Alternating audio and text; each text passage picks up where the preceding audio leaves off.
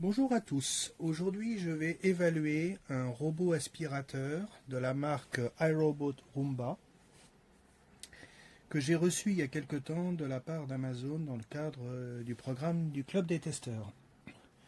C'est mon premier robot ménager, enfin mon premier robot aspirateur, j'en ai jamais eu jusqu'à présent, donc c'est un produit que je découvre pour le produit lui-même, mais aussi pour son principe de fonctionnement.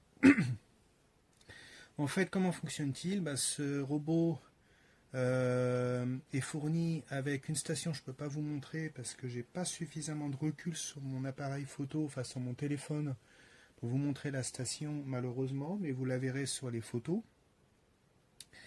Donc ce robot est équipé d'un capteur, un capteur lidar. Donc le capteur lidar, c'est cette petite pièce là. En fait, c'est une tourelle équipée d'un générateur laser qui va venir scanner l'environnement du robot tout autour de lui, selon un plan horizontal qui passe au niveau de la cellule du capteur. Donc en fait, à l'intérieur de cette partie-là, vous avez une tourelle qui tourne selon un axe vertical et qui va faire des mesures angulaires tout autour, à 360 degrés autour de cet axe, pour que le robot puisse cartographier votre maison ou votre appartement, votre logement, afin de pouvoir apprendre, connaître non seulement la disposition des murs et des différents gros objets présents chez vous, mais également qu'il puisse se positionner lui-même par rapport à ces obstacles. Donc ça va lui éviter de rentrer dans un mur, de rentrer dans une chaise ou de rentrer dans un obstacle quelconque.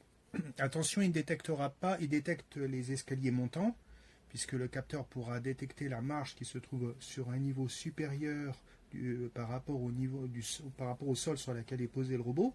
Par contre, il ne détectera pas un escalier ascendant, pour le coup, où la marche est à un niveau inférieur, donc invisible du radar. Donc il vous faudra programmer des barrières virtuelles pour éviter que le robot aille dans les escaliers ascendants, tout ce qui peut être trous, marches qu'il ne peut pas voir, ou des zones interdites qui peuvent être réservées par exemple à des animaux familiers. C'est-à-dire qu'un chien ou un chat voyant ce robot se déplacer, ça l'amuserait beaucoup. Le robot peut-être un peu moins. Donc, en fait, le robot se présente sous la forme d'un gros disque qui fait environ. Alors, j'ai regardé sur la page commerciale d'Amazon concernant ce produit, il n'y a pas les dimensions. Je pense que pour ce type de produit, c'est très important d'avoir les dimensions parce que c'est relativement encombrant, c'est assez imposant. Pardon. De plus, il est bien pour vérifier que le robot puisse aller dans les coins et sous les meubles, avoir ces dimensions, ça me paraît être des informations capitales. Donc ces informations, je vous les donnerai dans la partie textuelle. Je vous les rappelle simplement rapidement. Ce sont des informations mesurées, donc approximatives. Donc le robot fait à peu près 33 cm de diamètre. Voilà tout le rond là. Le lidar, donc la partie proéminente, fait environ 7, un petit peu plus de, on va dire 7,2 cm de diamètre. La hauteur du robot, je mesure, fait environ 8 cm de haut. Et la hauteur du lidar lui-même, parce que c'est une partie proéminente, donc qui peut gêner si votre robot doit aller sous votre lit, fait environ 2 cm de haut. Donc vous avez un total de 10 cm. En fait, votre robot pourra se déplacer sous les meubles qui ont une hauteur au sol d'au minimum, on va dire 11 à 12 cm minimum pour avoir une marge de sécurité. Si votre meuble ne fait que, mettons, 7 cm de hauteur au sol, votre robot ne passera pas. Ces informations me paraissent importantes. Je suis un petit peu surpris qu'elles ne soient pas indiquées sur la fiche commerciale de vente du robot. Parce que la personne qui souhaite acheter ce type de matériel, j'aurais à acheter ce type de matériel, la première chose que je ferais, c'est de mesurer la hauteur de mon lit, la hauteur de ma table, la hauteur de la commode, la hauteur de tous les meubles sous lesquels le robot serait susceptible de circuler, et de choisir l'appareil en fonction de ces hauteurs. Là, de mon côté, il n'y aurait pas de souci. Mais ça pourrait poser des soucis à certaines personnes. Donc avec le robot, vous avez logiquement, vous avez une petite brosse rotative qui est fourni ici, que j'ai installé, qui tourne et qui vient ramasser la poussière qui est sur les bords pour la ramener vers la turbine d'aspiration qui est ici, qui est déjà installée, la petite brosse. Il faut l'installer soi-même, c'est à clipser, c'est pas très compliqué. Là, vous avez la brosse d'aspiration principale que vous pouvez démonter en retirant le cache grâce aux deux loquets qui sont ici.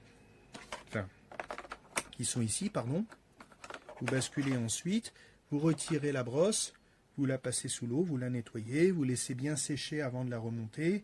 Vous pouvez, il faudrait vérifier, mais normalement on peut la remplacer, ces pièces se trouvent. Vous avez ensuite deux roues motrices.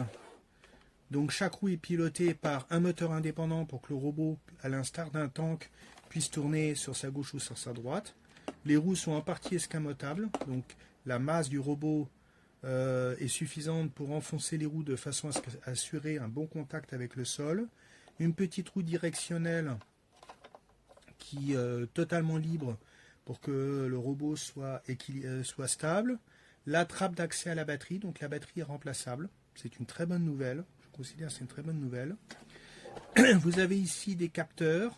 Vous en avez un ici, un ici qui sont des capteurs de sécurité pour le cas où une dépression du sol, typiquement un escalier ascendant, serait détectée. Vous avez ici sur le côté du robot à retirer des petites cales en mousse. Il y en a une ici et il y en a une de l'autre côté, juste ici, qui permet de protéger en fait toute cette partie-là, qui est un capteur, un détecteur de choc, au cas où un obstacle, par exemple un meuble qui a été déplacé, donc qui n'a pas été prévu par le lidar, le robot vient heurter ce meuble. Donc en fait, vous avez un système qui s'enfonce et qui arrête le robot, qui va dire attention, là il y a un danger, il y a un obstacle que je n'ai pas prévu, que le lidar n'a pas vu, un meuble qui a bougé par exemple, et qu'il faut pas abîmer.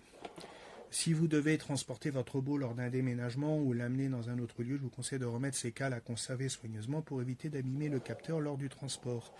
D'ailleurs, je conserve même l'emballage. Ensuite, ici, vous avez deux petits loquets de chaque côté, des loquets verts. Il y en a un ici et un ici, qui vous permettent de dégager le réservoir. Donc, ce réservoir a deux fonctions. Sa première fonction, c'est de ramasser la poussière aspirée par le robot. Donc, si on tourne le réservoir, vous avez ici une trappe dans laquelle la poussière passe. La capacité est très faible puisque le robot se charge en poussière et ensuite va décharger sa poussière dans la station d'accueil pendant qu'il recharge sa batterie. Donc le robot gère ça de façon totalement automatique, on ne s'en préoccupe pas. Un petit filtre remplaçable et j'imagine nettoyable, je ne sais pas, qui se trouve ici. Voilà, petit filtre papier. Donc on va remettre en place. Et vous avez la deuxième fonction de ce réservoir, en dehors de traiter la poussière, si je puis dire, c'est de pouvoir être un réservoir d'eau. Vous mettez de l'eau là, ici, et en installant une petite serpillière, si je puis dire, sous le robot, on refait, on entend les clics. Ah oui, il parle. Faut que je regarde si je peux le mettre en français. Mais il parle, j'ai oublié de le préciser. Il est très bavard. Ici, vous venez fixer une petite serpillière qui va vous permettre de la... Il parle beaucoup. Qui va vous permettre de nettoyer les sols hors tapis, hors moquette. Je m'en servirai probablement pas beaucoup parce que j'ai beaucoup de tapis et beaucoup de moquettes. Mais bon, dans les salles d'eau, par exemple, typiquement salle de bain, cuisine, ça peut être intéressant. La petite... alors, c'est pas facile à monter. Par contre, je pense que c'est parce que je l'ai mis à l'envers qui râle. Je vais le remettre à l'endroit. Voilà. Donc, c'est pas facile à mettre, c'est assez facile à enlever. Et vous pouvez changer la petite serpillière, elle est scratchée sur le support. Donc, vous n'avez pas de manuel utilisateur papier qui est livré avec l'appareil. L'appareil est livré avec un petit document sur les précautions d'usage et la garantie. Par contre, sur ce document, vous avez un QR code à scanner avec votre téléphone ou avec une douchette qui vous permet de télécharger la documentation, ce que je n'ai pas encore fait. Donc sur votre téléphone, vous devez installer l'application qui va bien, connecter le robot à l'application. Le robot ensuite se connecte au réseau Wi-Fi chez vous et vous pouvez le contrôler de chez vous. Vous pouvez le contrôler si vous êtes à 300 km de chez vous, que vous rentrez de vacances et vous demandez au robot de faire une petite passe de dépoussiérage avant que vous arriviez avec vos valises. Pardon. Je pensais à un moment donné que le lidar, la tourelle du lidar était escamotable, c'est-à-dire qu'elle s'enfonçait dans le corps de l'appareil pour en réduire la hauteur, mais il semblerait que ça ne soit pas le cas. Je ne force pas, bien entendu, mais il semblerait que ça ne soit pas le cas. Et petite précision encore, ici vous avez, au niveau du réservoir, donc là c'est la sortie de poussière, et vous avez deux grosses électrodes métalliques qui viennent se mettre en contact. Lorsque la batterie du robot commence à se décharger, il va automatiquement aller se mettre en contact grâce à ces broches sur la station d'accueil pour recharger sa batterie. Il reste là tranquillement jusqu'à ce que sa batterie soit chargée à 100% et ensuite il va retourner faire et puis décharger aussi sa poussière dans la station d'accueil et ensuite décharger, faire son petit tour de nettoyage. Et un dernier point, dans la station d'accueil, vous trouverez un sac en papier comme les sacs d'anciens aspirateurs, d'anciens modèles d'aspirateurs d'autrefois, sac en papier qui a normalement une autonomie d'environ 75 jours, si j'ai bonne mémoire, d'après la fiche commerciale. Après, ça dépend aussi de la quantité de poussière que vous avez chez vous, qui permet donc de récolter la poussière. Malheureusement, le robot est fourni avec une seule serpillière et un seul sac à poussière. Vous n'avez qu'un seul jeu d'accessoires livré avec le robot. Donc il vous faudra acheter des accessoires additionnels lorsque le sac à poussière sera plein, lorsque la serpillière qui est lavable commencera à donner des signes d'usure ou ne se nettoiera moins facilement, ou si vous avez besoin de remplacer la petite brosse que vous avez ici, qui est la petite brosse qui permet de rabattre la poussière, ou même la brosse d'aspiration que vous avez ici, et donc la petite brosse, comme je vous disais, qu'il faudra remplacer de temps en temps. Voilà, écoutez, je pense avoir fait le tour de la question. Je vous remercie de m'avoir regardé et de m'avoir écouté, et je vous dis à une prochaine fois. Bonjour à tous, aujourd'hui je vais évaluer un robot aspirateur de la marque iRobot Roomba que j'ai reçu il y a quelque temps de la part d'Amazon dans le cadre du programme du Club des testeurs. C'est mon premier robot ménager, enfin mon premier robot aspirateur, j'en ai jamais eu jusqu'à présent, donc c'est un produit que je découvre pour le produit lui-même, mais aussi pour son principe de fonctionnement. En fait, comment fonctionne-t-il? Ce robot est fourni avec une station, je ne peux pas vous montrer parce que j'ai pas suffisamment de recul sur mon appareil photo, enfin sur mon téléphone, pour vous montrer la station malheureusement, mais vous la verrez sur les photos. Donc ce robot est équipé d'un capteur, un capteur lidar. Donc le capteur lidar, c'est cette petite pièce-là. En fait, c'est une tourelle équipée d'un générateur laser qui va venir scanner l'environnement du robot tout autour de lui, selon un plan horizontal qui passe au niveau de la cellule du capteur. Donc en fait, à l'intérieur de cette partie-là, vous avez une tourelle qui tourne selon un axe vertical et qui va faire des mesures angulaires tout autour, à 360 degrés autour de cet axe, pour que le robot puisse cartographier votre maison ou votre appartement, votre logement, afin de pouvoir apprendre, connaître non seulement la disposition des murs et des différents gros objets présents chez vous, mais également qu'il puisse se positionner lui-même par rapport à ces obstacles. Donc ça va lui éviter de rentrer dans un mur, de rentrer dans une chaise ou de rentrer dans un obstacle quelconque. Attention, il ne détectera pas, il détecte les escaliers montants, puisque le capteur pourra détecter la marche qui se trouve sur un niveau supérieur par rapport au sol sur lequel est posé le robot. Par contre, il ne détectera pas un escalier ascendant, pour le coup, où la marche est à un niveau inférieur, donc invisible du radar. Donc il vous faudra programmer des barrières virtuelles pour éviter que le robot aille dans les escaliers ascendants, tout ce qui peut être trous, marches qu'il ne peut pas voir, ou des zones interdites qui peuvent être réservées par exemple à des animaux familiers. C'est-à-dire qu'un chien ou un chat voyant ce robot se déplacer, ça l'amuserait beaucoup, le robot peut-être un peu moins. Donc en fait le robot se présente sous la forme d'un gros disque qui fait environ, alors j'ai regardé sur la page commerciale d'Amazon concernant ce produit, il n'y a pas les dimensions. Je pense que pour ce type de produit, c'est très important d'avoir les dimensions parce que c'est relativement encombrant, c'est assez imposant. Pardon.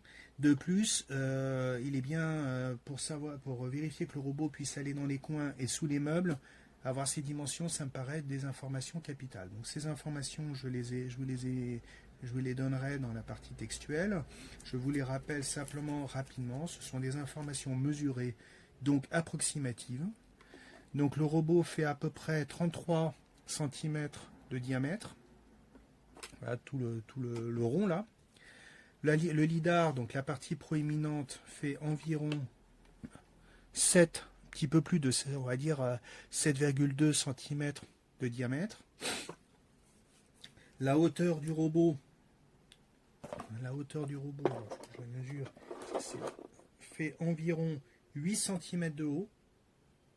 Et la hauteur du lidar lui-même, parce que c'est une partie proéminente, donc qui peut gêner si votre robot doit aller sous votre lit, fait environ 2 cm de haut. Donc vous avez un total de 10 cm. En fait, votre robot pourra se déplacer sous les meubles qui ont une hauteur au sol d'au minimum, on va dire 11 à 12 cm minimum pour avoir une marge de sécurité. Si votre meuble ne fait que, mettons, 7 cm de hauteur au sol, votre robot ne passera pas. Ces informations me paraissent importantes. Je suis un petit peu surpris qu'elles ne soient pas indiquées sur la fiche commerciale de vente du robot. Parce que la personne qui souhaite acheter ce type de matériel, j'aurais à acheter ce type de matériel, la première chose que je ferais, c'est de mesurer la hauteur de mon lit, la hauteur de ma table, la hauteur de la commode, la hauteur de tous les meubles sous lesquels le robot serait susceptible de circuler, et de choisir l'appareil en fonction de ses hauteurs. Là, de mon côté, il n'y aurait pas de souci. Mais ça pourrait poser des soucis à certaines personnes.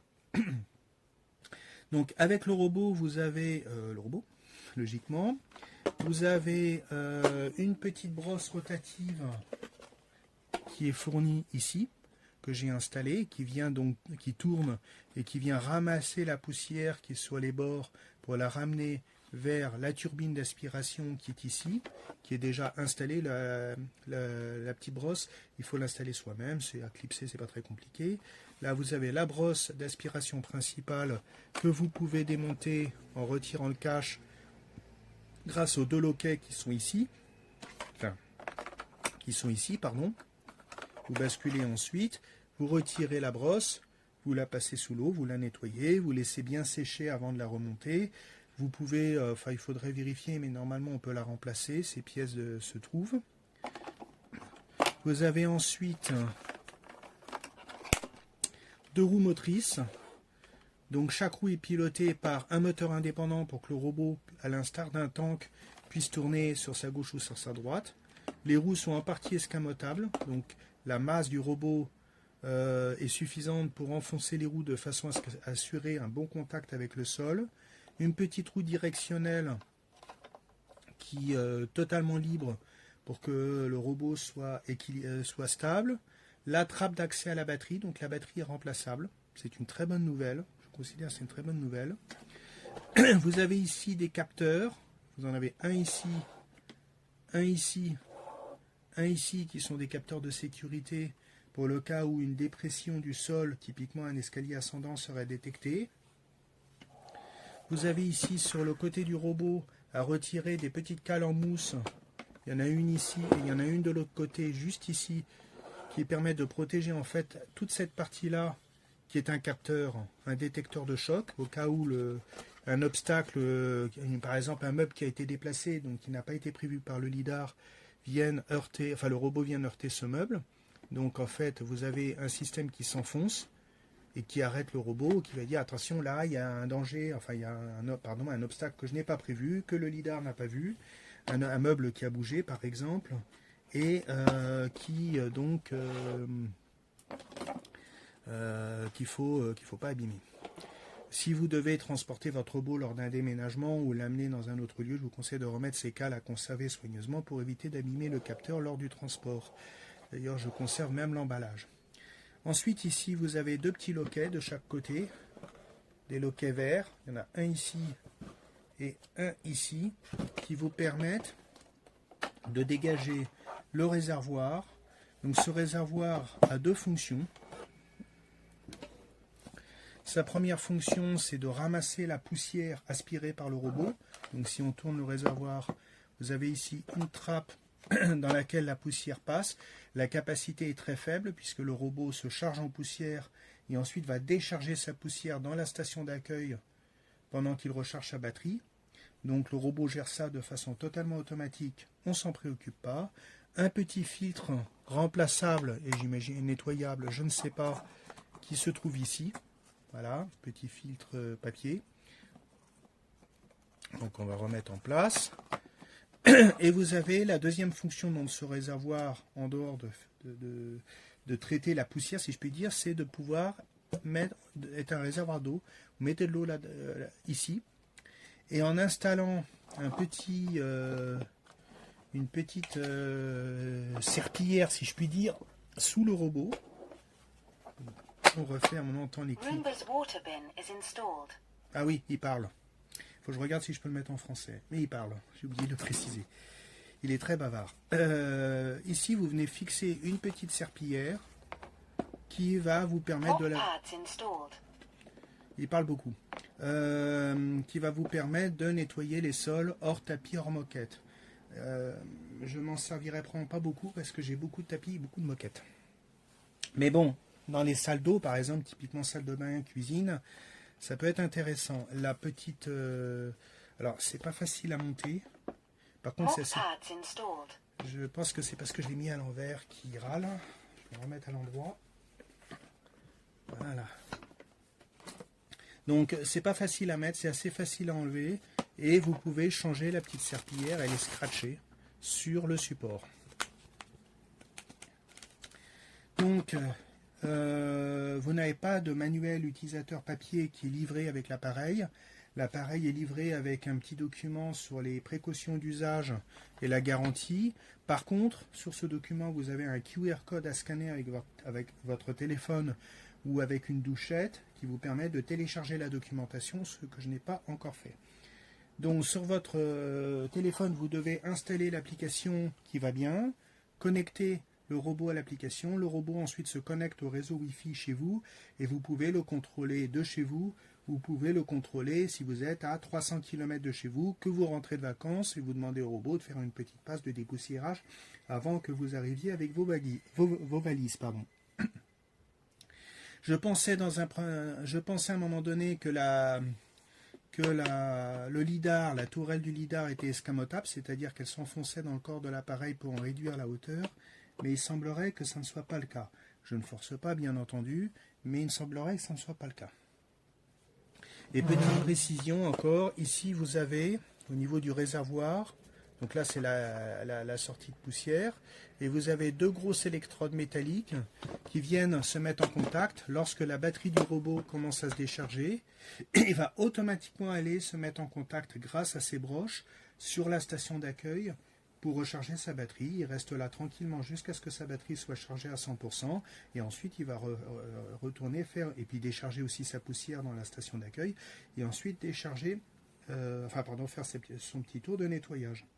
Et un dernier point, dans la station d'accueil, vous trouverez un sac en papier comme les sacs d'anciens aspirateurs, d'anciens modèles d'aspirateurs d'autrefois, sac en papier qui a normalement une autonomie d'environ 75 jours, si j'ai bonne mémoire, d'après la fiche commerciale. Après, ça dépend aussi de la quantité de poussière que vous avez chez vous, qui permet donc de récolter la poussière. Malheureusement, le robot est fourni avec une seule serpillière et un seul sac à poussière. Vous n'avez qu'un seul jeu d'accessoires livré avec le robot. Donc il vous faudra acheter des accessoires additionnels lorsque le sac à poussière sera plein, lorsque la serpillière qui est lavable commencera à donner des signes d'usure, ou ne se nettoiera moins facilement, ou si vous avez besoin de remplacer la petite brosse que vous avez ici, qui est la petite brosse qui permet de rabattre la poussière, ou même la brosse d'aspiration que vous avez ici, et donc la petite brosse, comme je vous disais, qu'il faudra remplacer de temps en temps. Voilà, écoutez, je pense avoir fait le tour de la question. Je vous remercie de m'avoir regardé et de m'avoir écouté, et je vous dis à une prochaine fois.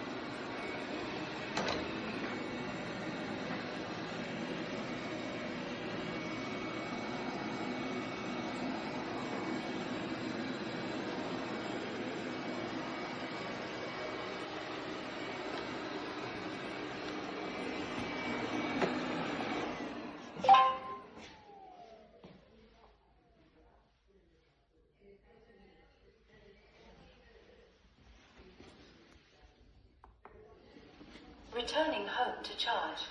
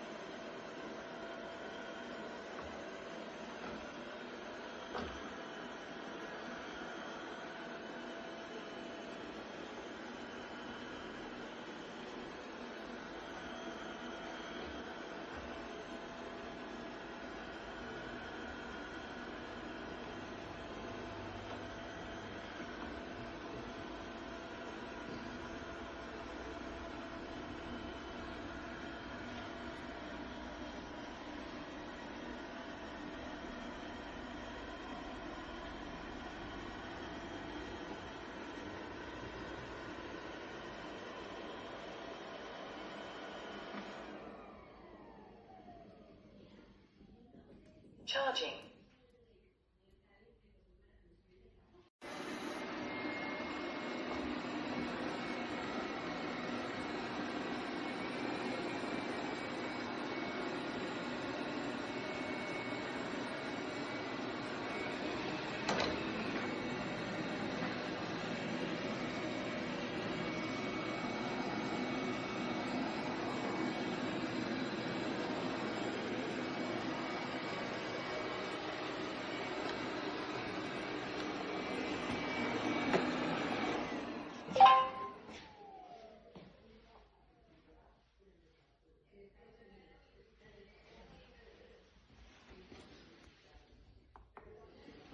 Returning home to charge.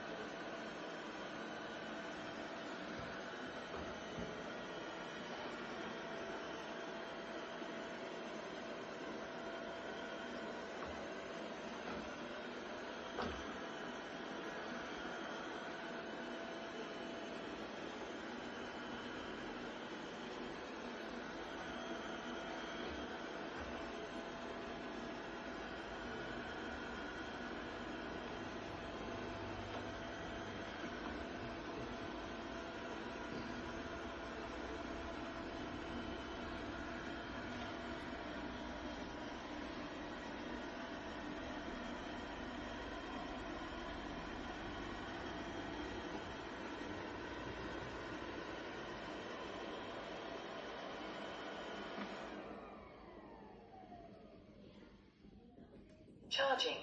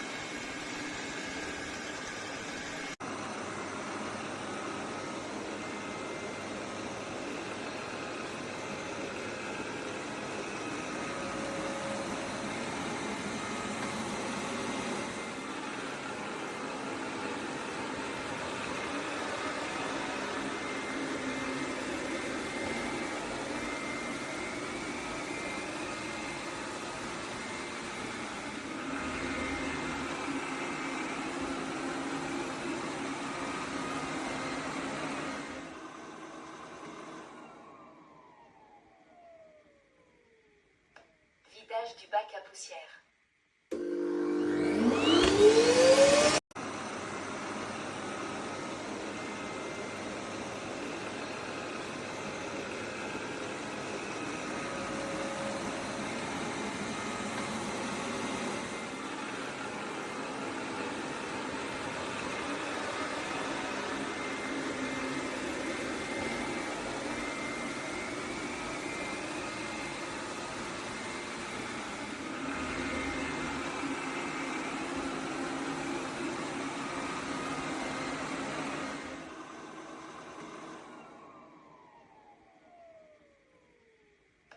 Vidage du bac à poussière.